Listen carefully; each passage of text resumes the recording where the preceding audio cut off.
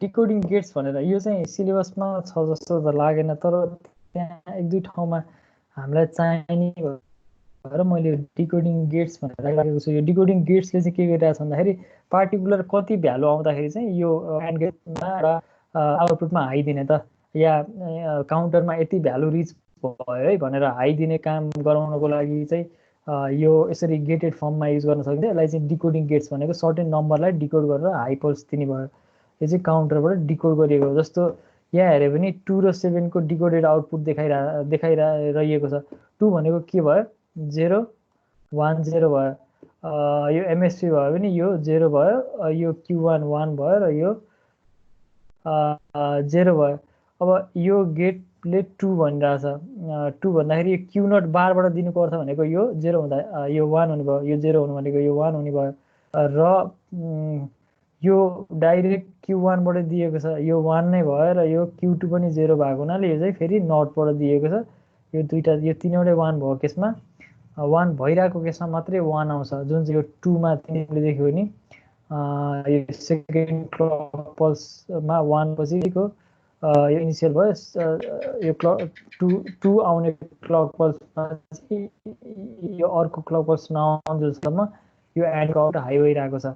अनि त्यसै गरी अर्को 7 को डिकोड चाहिँ यो गेटले गरेको छ, जुनमा चाहिँ सबैबाट 1 भएको होला सायद, योबाट नि 1 छ, अर्को पनि 1 कै आउटपुट जोडिएको छ र अर्कोबाट पनि 1 कै आउटपुट जोडिएको छ।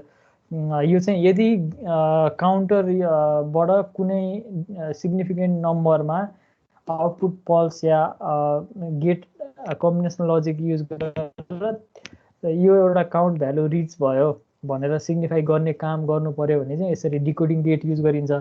र अस्ति हामीले आउँदाखेरि यो अस्ति जोन्सन काउन्टरमा अलिकति हामीले हेरेका थियौँ, यो सोधेको थियो क्वेसन, जस्तो and get required for output भन्ने यो पार्ट भनेको पनि डिकोडिङ गेटहरू राखेको भयो।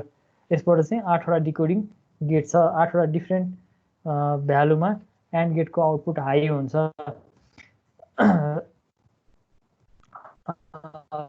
त्यो भयो डिकोडिङ गेटको एउटा फ्लिपफ्लपको या काउन्टरको फिचर भयो, जुनले चाहिँ एउटा सर्टेन नम्बर रिच नम्बरको एउटा स्टेटमा हुँदाखेरि गेटको आउटपुटमा हाई दियो र यसलाई केही वेमा युज गर्न सक्यो।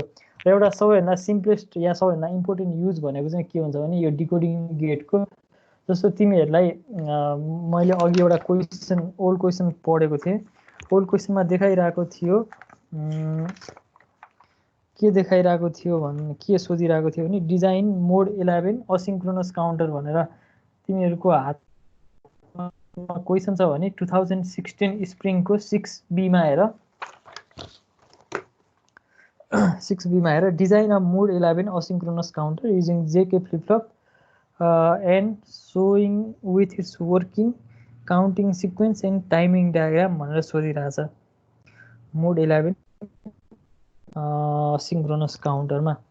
अब त्यो कुरा यहाँनेरि सिन्क्रोनस काउन्टरमा मैले स्लाइड लगिरहेको छु, यहाँ हेर्छौ भने यसमा के भइरहेछ भने जस्तो एउटाको आउटपुट अर्कोमा फिड गरी त्योमा डिजाइन गरिएको छ। अनि असिन्क्रोनस काउन्टरमा मोड 10 पुर्याउनको लागि यो कति हो 4 बिट असिन्क्रोनस काउन्टर रहेछ। बीसीडी असिन्क्रोनस काउन्टर यहाँ रहेछ। बीसीडी असिन्क्रोनस काउन्टर डिजाइन गर्नको लागि नम्बर अफ हिट एन्ड ट्रायलबाट यो बीसीडी असिन्क्रोनस काउन्टर एचिभ भयो। यो पार्टिकुलरली यो वेमा डिजाइन गर्ने भन्ने मेथोडोलोजी छैन यो असिन्क्रोनस काउन्टरको लागि। 0 बाट 9 अनि 9 बाट फेरि 0 गइरहेछ। अब यसमा यो एउटा डिजाइन इक्जाम्पल, डिजाइन भन्दा पनि यो काउन्टरको इक्जाम्पल हो, यहाँ कुनै डिजाइन भइरहेको छैन।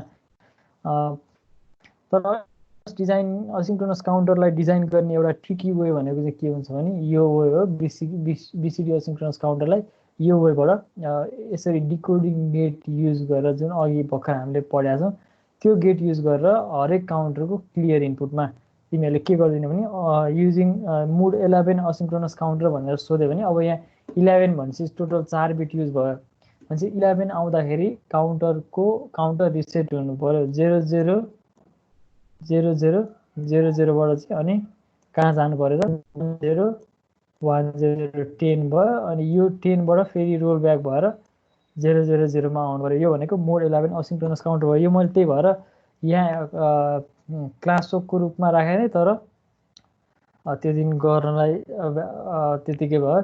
र त्यो डिजाइन गर्ने एउटा तरिका भनेको चाहिँ यो भयो। यदि इक्जाममा असिन्क्रोनस काउन्टर डिजाइन गर भनेर भनेको छ भने चाहिँ डिकोडिङ गेट डिजाइन गर्नु र त्यो डिकोडिङ गेट राखिदिनु। अब मोड 11 को केसमा के हुने भयो भन्दाखेरि मोड 11 भने 1010 बाट नेक्स्ट स्टेटमा जाँदाखेरि 000 हुनु पर्यो। जस्तो यो मोड 10 काउन्टर छ या बीसीडी काउन्टर छ, यो केसमा के भइरहेछ त 109 भनेको के भयो त 1001 भने 9 भयो, 1001 भने 9 भयो र 1010 भने 10 भयो। यो 10 को स्टेट आउँदाखेरि काउन्टरलाई इमिडिएटली रिसेट गर्ने काम गरिएको छ ताकि माथिको सिक्वेन्स जस्तो 0000 बाट 1001 पछि 0000 मा रोल ओभर हुनु पर्यो। त्यो भनेको बीसीडी काउन्टर भयो। र त्यो काउन्टिङ सिक्वेन्स कुन वेमा एचिभ गरिएको छ भन्दाखेरि एउटा गेट युज गरिएको छ र त्यो गेटको आउटपुटले सबै फ्लिपफ्लपलाई क्लियर गरिएको छ। त्यो गेटको आउटपुट चाहिँ पार्टिकुलरली एउटा मात्रै स्टेटमा एउटा मात्रै भ्यालुमा 0 आउनु पर्यो। त्यो भनेको चाहिँ यो मोड 10 को लागि 1010 केस भयो भने मोड 11 मा हामीलाई के चाहियो त 1011 यदि फ्लिपफ्लपबाट जेनेरेट भइरहेको छ भने त्यो केसमा यो फ्लिपफ्लपको क्लियर आउटपुट चाहिँ सबै 0 हुनु पर्यो ताकि सबै फ्लिपफ्लपहरू 0 भएर रोल ओभर काउन्टर सबै रिसेट गर्न सकियोस्। मैले भने बुझ्यो। यो केसमा मैले एउटा एक्जाम्पल गर्नुको सर यसमा यो केसमा डिकोडर यसमा के रे Q1 र Q3 रहेछ नि इनपुट, त्यो कसरी थाहा हुन्छ डिकोडरमा कुन चाहिँ इनपुट राख्ने भन्ने कस्तो हुन्छ? हो त्यो चाहिँ जस्तो अब यहाँ हेर त कुन स्टेटमा रिसेट गर्नु पर्यो भने 1010 मा रिसेट गर्नु पर्यो। 1010 भनेको 10 भयो। 10 मा चाहिँ क्लियर हुनु पर्यो। 000 बाट 000 बाट हामीले टाइमिङ डायग्राम हेर्यो भने यो हेर्यो भने यो भने पनि बीसीडी काउन्टरको भयो। 00 बाट 1 2 3 हुँदै हुँदै 1001 भनेको चाहिँ लास्ट स्टेट भयो। त्यो पछि चाहिँ इमिडिएटली 0000 मा आउनु पर्यो। अब त्यसको लागि चाहिँ के भयो भन्दाखेरि 1001 बाट अर्को स्टेट भनेको चाहिँ के भयो त मानौँ न अर्को भ्यालु भने त 1010 हो नि त नर्मल सिक्वेन्समा जानु पर्दाखेरि त यो भने 10 भयो। अनि यदि यो भ्यालु देख्यो भने यो सिक्वेन्समा चाहिँ इमिडिएटली रिसेट गरिदिने त्यो काम गरिरहेको हुन्छ। र यो केसमा तलको यो काउन्टरको केसमा पनि गरिराखिएको त्यही नै हो। जस्तो 1010 आउटपुटमा एपियर भयो भने त्यो केसमा इमिडिएटली सबै काउन्टर सबै फ्लिपफ्लपलाई रिसेट गरेर 0000 बनाउने काम भयो। यहाँ हेर्यो भने जस्तो अब 1010 हो नि होइन। अब 1010 मा यहाँ हेर्यो भने यो 1 यहाँ गएको छ र यो 1 यहाँ कनेक्टेड छ नि होइन। यो भने एमएसपी कता भयो यही नै भयो। वो एमएसपी 1010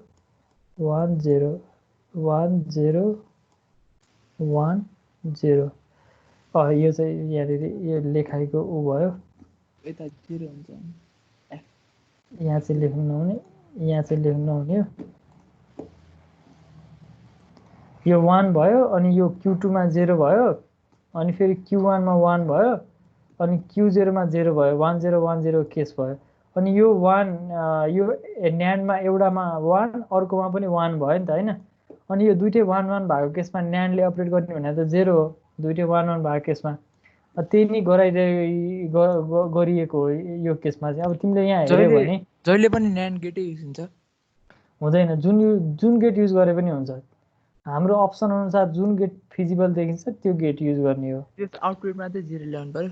आउटपुटमा एनी वे तिमीले एनी हाउ क्लियर गर्नु पर्यो सबै फ्लिपफ्लपलाई।